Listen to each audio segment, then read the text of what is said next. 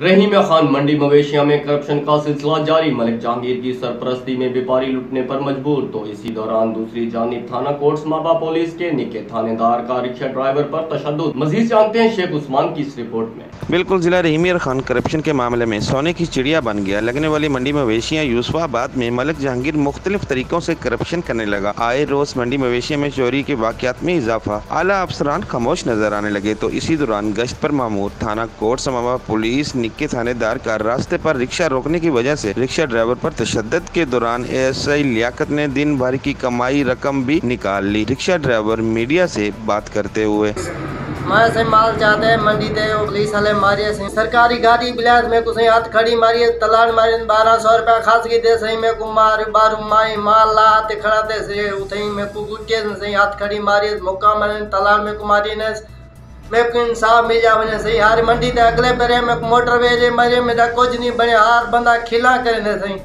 इंसाफ में को मिल जावे मेरे से निके निके बाल इंसाफ में को मिल जावे ये एक से कुछ जे परेशान की कुछ के थप्पा मारे हाथ खड़ी मारते में कुछ डाले बिला देते सही। मौक़िफ़ में पुलिस की जानब से किसी भी किस्म का बकवा नहीं बताया गया, जबकि रिक्शा ड्राइवर का वज़ीर आला पंजाब, आईजी पंजाब, डीपीओ रहीम खान और कमिश्नर बहावलपुर जफर इकबाल से फौरी तौर पर नोटिस लेने का मुतालबा कर दिया। कैमरामैन अदनान नज़ीर के साथ शेख उस्मान, राज न्यूज़, रहीम खान।